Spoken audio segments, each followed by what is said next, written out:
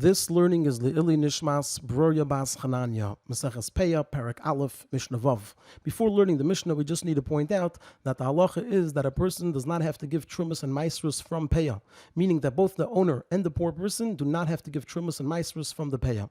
And the Mishnah teaches, La'elam hu neisin mishum Peah, a person may always give from their crop as Peah, meaning not just if a person left it in the field as a peah, but even if for whatever reason, whether by mistake or on purpose, a person did not leave the peah in the field, they could still later take a portion from this crop and give it as peah, upater mena maasros, and that portion will be pater, it'll be exempt from trumas and maasros. However, this is all true ad shimareach, until he smooths out the pile. So what a person would do is they would harvest the crop from the field, they would bring it to the geirin, which is the threshing floor, and over there they would separate the kernels from the chaff, then they would make a pile of the kernels, and then they would smooth out the pile.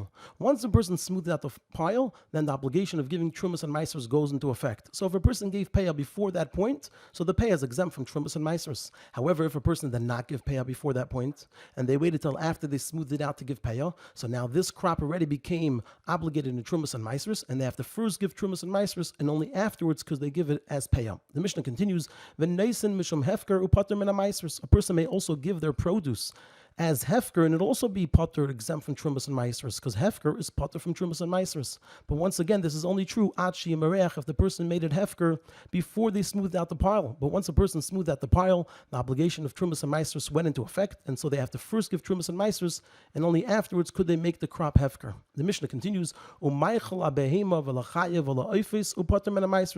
person may also feed their animals and their birds, and they'll be exempt, they'll be potter from giving trumas and maasros from it.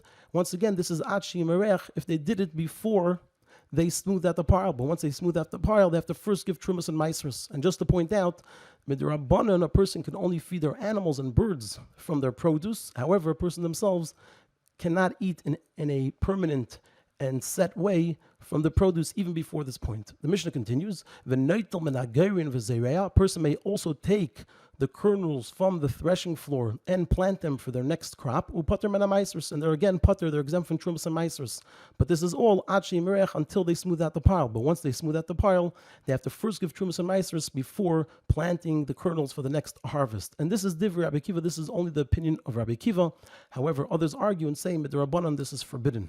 The Mishnah continues, Kain v'levi shalakchu es hageirin, a Kain and a Levi who purchased the produce from the threshing floor. So halacha is ha-maasros shalehem, the maasros go to them, meaning that the kohen could take the truma for himself from the crop that he bought, and the Levi could take the maasros for himself from the crop that he bought.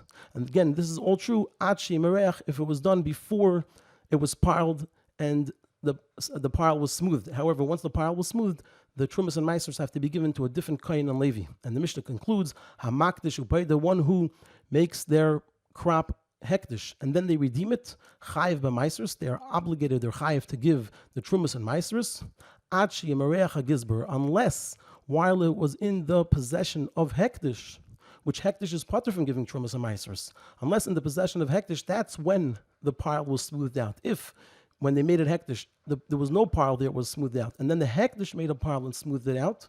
And then the person redeemed it, then it's exempt, it's potter from trumas and maasros, because at the time when the obligation should have gone into effect, it was owned by hektish, and hektish is potter from giving trumas and maasros.